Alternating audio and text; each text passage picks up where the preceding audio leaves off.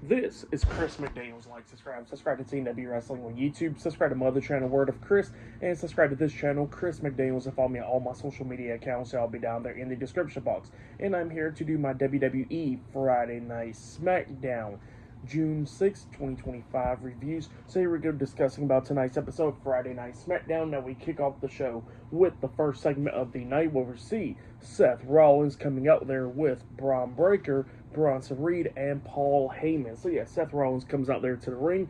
He grabs the mic and he starts talking. Well, as soon as he starts talking, all of a sudden the fans is chatting OTC, and Seth says that, they done took out the OTC the night after WrestleMania. So yeah, that's what he tells them, and he says that he does not care to show up at all. He don't care about the fans. He don't care about nobody else except for himself. But he says that he cares about the fans, and even if the fans love it or hate it, he says that he's going to drag them into the future with him. So yeah, that's what Seth Rollins was talking about there, talking about how he's going to bring a better future to the WWE and all that. So yeah, that's what Seth Rollins was talking about, and he says that way of bringing a better future is for him to win the Money in the Bank ladder match and hold that briefcase and cash in for the World Heavyweight Championship. So yeah, that's what Seth Rollins is talking about there. But then all of a sudden he gets interrupted by Solo Sikoa, the United States Champion Jacob Fatu, and JC Mateo, the Bloodline. So yeah, the Bloodline comes out there interrupting Seth Rollins, and Solo Sikoa was talking about how, that the biggest threat is there and all that, and Paul Heyman was scared and all that stuff, but Seth Rollins kept him calm, kept him in the ring, and then Solo starts talking to everybody, talking about, is Braun Breaker supposed to be the right-hand man, Jey Uso? And then all of a sudden he looks at Bronson Reed and he says, or is he supposed to be the honorary Uso, Sami Zayn? So yeah, that's what he tells him, and then he starts getting on Bronson Reed because, he says that him and Bronson Reed went to war with each other, like together and all that, at Survivor Series, and that he pretty much got injured, left, and now he just came back to ally himself with Seth Rollins. So yeah, that he got upset about that. So yeah, that's what Solo Sikoa was saying there. And then he was talking about the wise man Paul Heyman, talking about how, he done pretty much took him out months ago. So yeah, that's what Solo Sikoa was talking about there. But then Seth Rollins says that nobody's scared of him and all that stuff, and then Seth was pretty much saying that, even his own family can't even trust him or anything, and then he was talking about how his own family members wants to backstab him too. So yeah, that's what Seth Rollins was telling Solo Sikoa, and they were staring at Jacob Fatu, and then he actually says, hey, they could change Jacob Fatu's nickname from the Samoan Werewolf to Solo's Bitch. So yeah, that's what he tells him there, and then Solo's trying to get him to calm down, and then Solo had enough of Seth Rollins. He starts taking off the jacket, he gets face to face with Seth, and then all of a sudden Braun Breaker comes up, moving Seth out the way. He gets in front of Solo, staring face to face with him, and then Jacob Fatu pushes Solo out the way, and he gets face to face with Braun Breaker, and then Seth gets face to face with Jacob Fatu, with face to face with Jacob Fatu, moving Breaker out the way, and tells Breaker that they can handle it some other time. So yeah, and then they walked out. But yeah, that's what happened there. Pretty good segment. I really did enjoy it. Look like it's pushing a future match between Braun Breaker and Jacob Fatu, which that match will definitely be amazing. And yeah, pretty good segment. I really enjoyed it. But yeah, after Seth Rollins and them walked out of the ring, we see Jimmy Uso coming up, attacking the Bloodline from behind, knocking Jacob Fatu and Solo Sikoa out of the ring, and then he hit a super kick onto JC Mateo, and yeah, knocked him out of the ring as well, because up next it'll be Jimmy Uso versus JC Mateo, one-on-one up next on Friday Night SmackDown. So yeah, that match is up next as the first match of the night. So yeah, I'll see you guys later. Till then. So, the next thing that happened on Friday Night SmackDown, we get to the first match of the night. It was Jimmy Uso versus JC Mateo with Solo Sikoa and the United States Champion Jacob Fatu, the Bloodline, at ringside. So yeah, we get to this match. In this match, it was pretty good for the most part. Both of these women was beating the hell out of each other, going back and forth and everything. Jimmy was trying to do everything that he could do to try to beat JC Mateo. Like, he had a couple super kicks onto him at one point, and then he actually hits a spear onto JC Mateo. But then all of a sudden, Jimmy climbs up the top turnbuckle so he can try to hit the Uso splash onto him.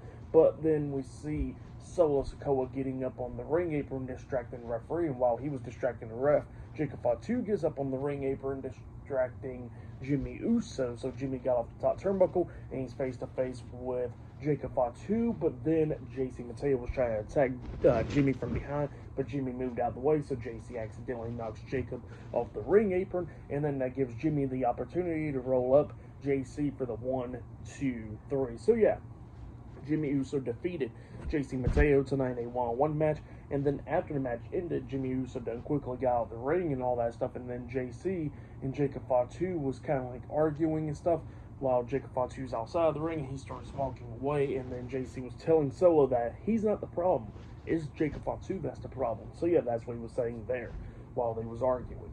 But yeah, for that match and all that stuff, I'll give it 2.5 stars, that's what I'll give it. But yeah, that's what happened there. And then after that, we see the Women's United States Champion, Zelina Vega, walking around backstage. She runs into Julia, and then she tells Julia, hey, if she wants a United States Championship match, and then she better confront her then. And then Julia was like, no, I like you and all that. And then she tells her that she's confident. And then Zelina Vega just walks off.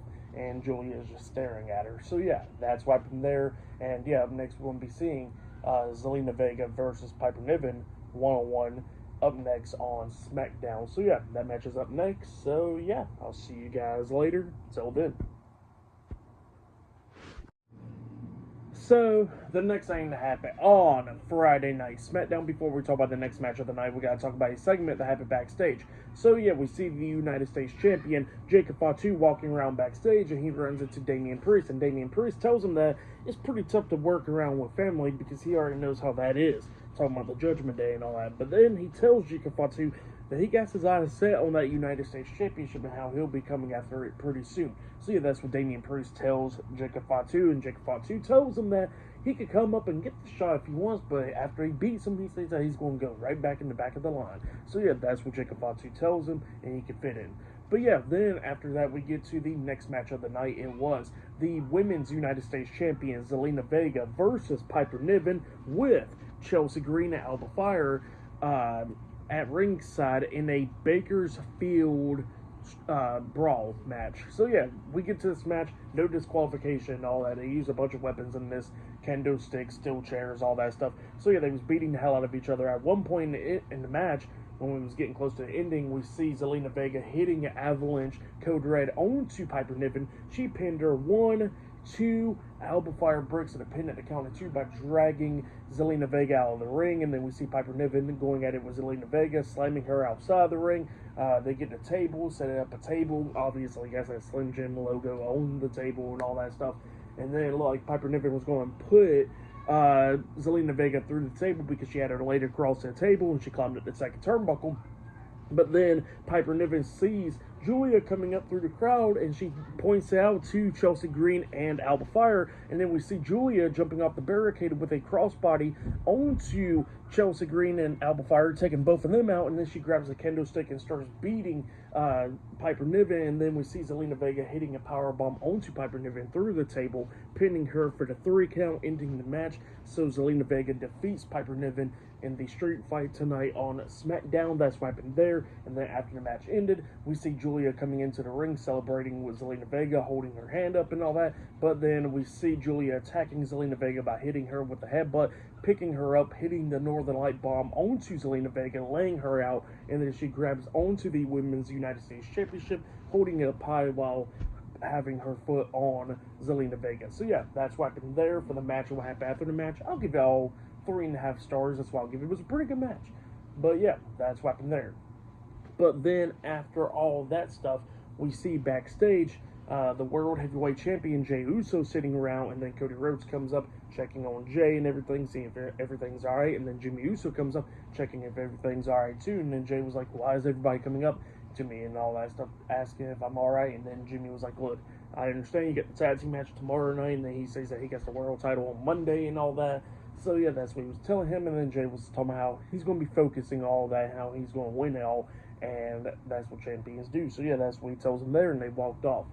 But yeah, then after that, we see like a video promo package of Aleister Black, where he was talking about how LA Knight pretty much stole the win last week on SmackDown and all that stuff in the Money in the Bank qualifying match. And he was talking about how up next he'll be facing LA Knight, and if LA Knight beats him one-on-one fairly, he'll hold LA Knight's hand up. So yeah, that's what he tells him, and that match is up next, LA Knight versus Aleister Black one-on-one. So yeah, I'll see you guys later. Until the next thing that happens on Friday Night SmackDown, I'll see you guys later. Till then.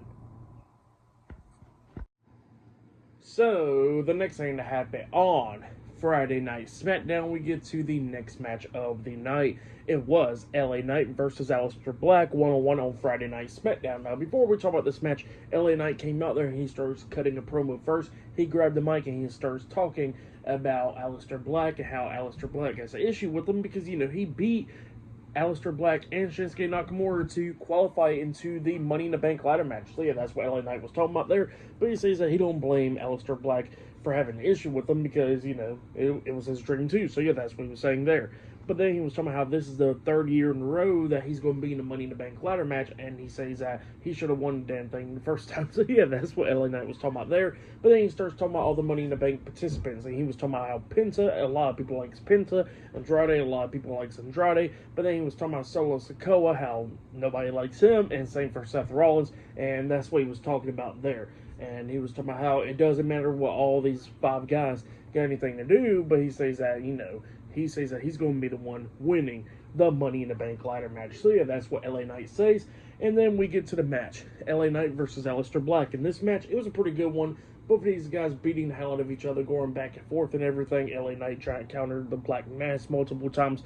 But then at the ending, we see LA Knight picking up Aleister Black up on his shoulders like in a torture rack position. And then he hits the burning hammer onto Aleister Black, and Black rolls out of the ring, and then we see LA Knight try and get back up, but he's like on his hands and knees, and then all of a sudden we see Seth Rollins comes running in there, hitting a curb stomp onto LA Knight, which he caused a match. So yeah, LA Knight defeats Aleister Black by disqualification, and then we see Seth going back into the corner because LA Knight was getting back up to his feet, and he was trying to set up for another curb stomp onto LA Knight up until Aleister Black gets into the ring, getting face to face with Seth, and Seth looks at him and he says, "I don't want none."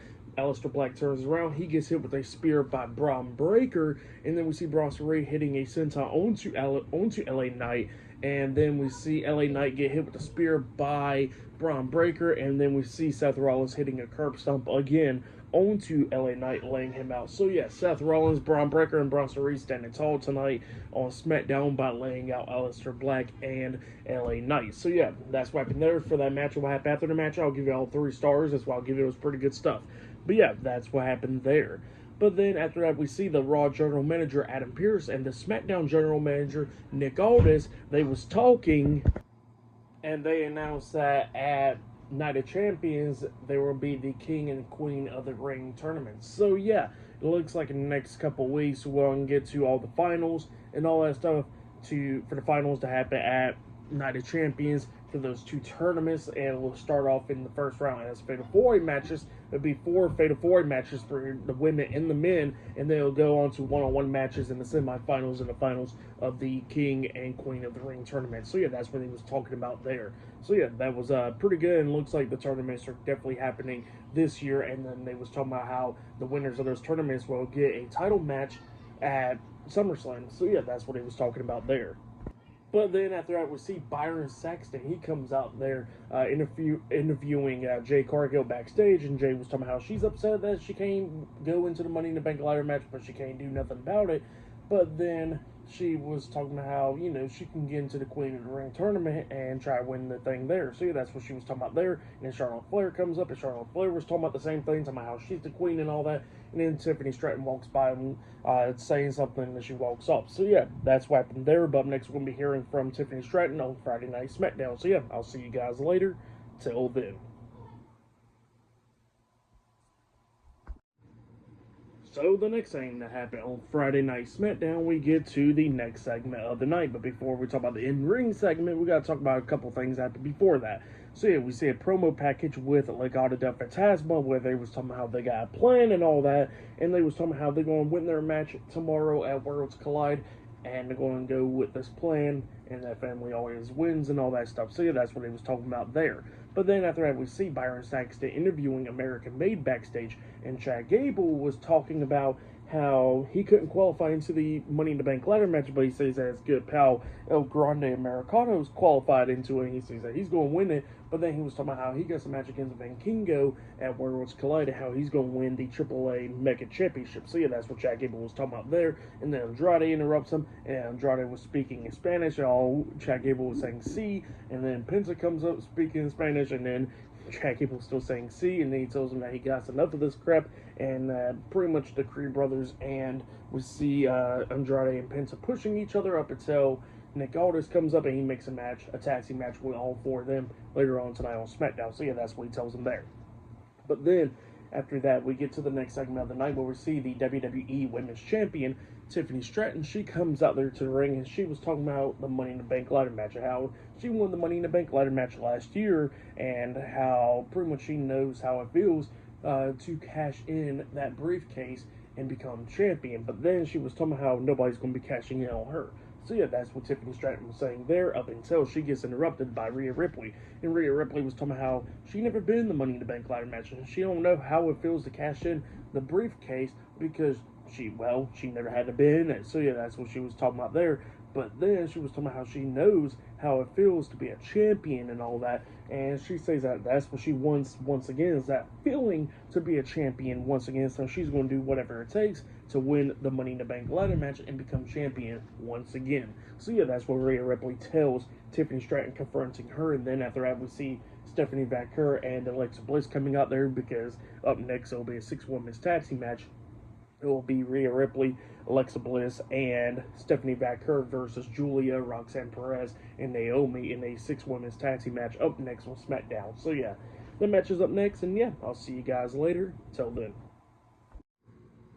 So, the next thing that happened on Friday night SmackDown, we get to the next match of the night. It was Rhea Ripley, Alexa Bliss, and Stephanie Vaquer versus Roxanne Perez, Naomi, and Julia in a 6-women's tag team match. So yeah, we get to the 6-women's tag team match. In this match, it was a pretty damn good match. The crowd was into it and everything. All 6 of these women was beating the hell out of each other, going back and forth and everything. We see Rhea and Roxanne going back and forth at it and everything, and then at one point every single woman starts interfering in this match. Naomi gets knocked out of the ring, Stephanie Vaquer gets knocked out of the ring. We see Alexa Bliss hitting the Sister Abigail DDT onto Julia, taking her out for the rest of the match, and then Bliss gets knocked out of the ring as well. And then we see Roxanne picking up Rhea, and then Rhea hits the headbutt onto her, but then she tries to hit the Riptide onto Roxanne, but then Roxanne counters that into a nice DDT onto Rhea, and Rhea always sells that DDT so perfectly every single time when somebody counters in the Riptide into a DDT. She always sells it so great. But yeah, Roxanne and Rhea was knocked out on the mat and all that stuff, and then we see at one point Roxanne trying to tag Naomi in, because Naomi got back up on the ring apron, but Naomi jumps off the ring apron and she walks away, and Roxanne, is now all alone because Julia's laid out, and Naomi decides to walk off. And then Roxanne turns around, she gets hit with a big forearm by Bliss, and then that's when Stephanie hits the Eat Defeat onto Roxanne, and then we see Rhea hitting a Riptide onto Roxanne, pinning her for the 1, 2, 3. So yeah, Rhea Ripley, Stephanie Vaquer, and Alexa Bliss defeated Roxanne Perez, Naomi, and Julia tonight in a 6-women's tag team match. That's what happened there. Great match for that match. I'll give it 4 stars as well. I'll give it a great 6-women's tag team match. But yeah, then after that match ended, we see backstage Solo Sikoa and JC Mateo talking backstage. And Solo was talking about this plan where he got for JC Mateo and Jacob Fatu to help him out to become the Money in the Bank winner and all that. By the way, Jacob Fatu's not in this segment at the moment, but we'll get to that in a second. So yeah, Solo Sikoa was talking about all that stuff, and then JC Mateo was telling Solo, like, hey, do you think you can actually trust Jacob Fatu? Because he says that he can't trust him. So yeah, that's what he tells him. And Solo was like, look, I can trust him because he don't got that much brains. And he says that Jacob's not all there in the head. And he says that, yeah, he's all gas, no brains. And he was laughing and all that stuff. And JC was like, all right, then I guess we'll do that then. So yeah, that's what's going on there. And they walked off. And then we see Jacob Fatu coming around the corner, and he heard every single word. So yeah, That's what happened there. And it seems like Jacob Fatu will possibly be costing Solo Sikoa the Money in the Bank contract tomorrow night. But yeah, that's what happened there. Great stuff there. But yeah, pretty good stuff. And later on tonight, we're going to be seeing Cody Rhodes and Jey Uso going face to face with John Cena and Logan Paul later on tonight on SmackDown. So yeah, I'll see you guys later. Till then. So, the next thing that happened on Friday Night SmackDown, we get to the tag team match. But before we talk about that tag team match, we got to talk about a couple of segments. So, yeah, we see Bo Dallas, like a vignette type promo deal with Bo Dallas, where he was talking about the Wyatt Six and all, how a lot of people has forgotten about them. But then they was talking about they're going to pretty much come back once again. So, yeah, that's what he was talking about there. And, yeah, then all of a sudden, backstage, we see the Street Profits, DIY, Motor City Machine Guns, and Fraxium and Nick Aldis backstage watching all this, and everybody's pretty much scared and all that stuff. And then the Street Profits talking about how they need to forget about the tag team titles and deal with the Wyatt Six first, and then they walked off and talking about how they ain't scared, how if the Wyatt Six wants to smoke, they can get the smoke. So yeah, that's what he was saying there. And yeah, then Fraxium was talking about how they'll challenge the Wyatt Six first, since they're undefeated and all that. So yeah, that's what he was talking about there. And Nick Aldis says, all right with that. And then we see DIY and Motor City Machine Guns getting face to face, somehow they don't like each other. So yeah, that's what's going on there. But yeah, then after that, we get to the next match of the night. It was Penta and Andrade versus Brutus Creed and Julius Creed, the Creed brothers, with Chad Gable at ringside, America Made, in a tag team match. So yeah, we get to this tag team match. Pretty good match. During this match, we see Chad Gable try to interfere multiple times. So then we see Van Kingo coming up, brawling with Chad Gable through the crowd and everything. So while they're going at it, we see the Creed brothers getting beaten down. We see Brutus Creed try to interfere, so he gets hit with the back elbow spin by Andrade, getting laid out. And then we see Julius Creed get hit with the back elbow as well. And then all of a sudden, that's when Penta jumps off the second turnbuckle with the Mexican Destroyer onto Julius Creed, pinning him for the 1, 2, 3. So yeah, Penta and Andrade defeated the Creed brothers tonight in a tag team match. But the celebration wasn't long enough, because all of a sudden we see Seth Rollins, Braun Breaker, and Brasserie coming out there, and they get into the ring and they start attacking Penta and Andrade, beating them down. We see spears, and we see Seth hitting a curb stomp onto Penta and Andrade, laying both of them out. And then we see Brasserie climbing up the top turnbuckle, hitting tsunamis onto him as well. So yeah, Seth Rollins, Braun Breaker, and Brasserie lays out Penta and Andrade tonight on SmackDown. That's what happened there. For the match, what happened after the match, I'll give it all 3 stars. That's what I'll give it. But yeah, that's what happened there. And security was trying to get Seth and them to stop, and Seth and them was scaring them off. So yeah, that's what happened there on SmackDown. But yeah, I'll see you guys later until the next thing that happens on Friday Night SmackDown. I'll see you guys later. Till then. So, the next thing to happen on Friday Night SmackDown, we get to the next segment of the night, where we see Seth Rollins, Braun Breaker, Brasserie, and Paul Heyman in the middle of the ring, and Paul Heyman has a microphone in his hand, and he starts cutting a promo in the middle of the ring. And yeah, he was talking about what's been happening all night long tonight with Seth, Braun, and Bronson just laying out everyone. So yeah, that's what they was talking about there. And he was talking about how Seth Rollins says what he's been doing, and he keeps on telling everyone that whatever Seth Rollins says he's going to do, he's going to do, just like what he did to Roman Reigns and CM Punk at WrestleMania, just like what he's been doing. And he says that what Seth Rollins says is that he's going to win the Money in the Bank ladder match, and that's what Seth Rollins is going to do, and he's going to become the new World Heavyweight Champion. So yeah, that's what Paul Heyman was saying, and he says that Seth Rollins and everyone else in this group is the future. So yeah, that's what he was saying there. And while he was pretty much calling Seth the reigning, defending, and while he was about to say the rest of the lines, all of a sudden they get interrupted by Cody Rhodes. Cody Rhodes comes out there, and Cody, he doesn't say nothing. He gets in the ring with them, and then the crowd is going crazy. But then all of a sudden, the World Heavyweight Champion, Main Event Jey Uso, starts coming out there as well. And while he's coming through the crowd, Seth and them just throws down the mic, and then we see Seth Rollins, Braun Breaker, Brasserie, and Paul Heyman leaving out of the ring. So yeah, that's what happened there. And yeah, up next we're going to be seeing Cody Rhodes and Jey Uso going face to face with John Cena and Logan Paul up next on Friday Night SmackDown. That'll be the last segment of the night. So yeah, that will be up next. So yeah, I'll see you guys later. Till then.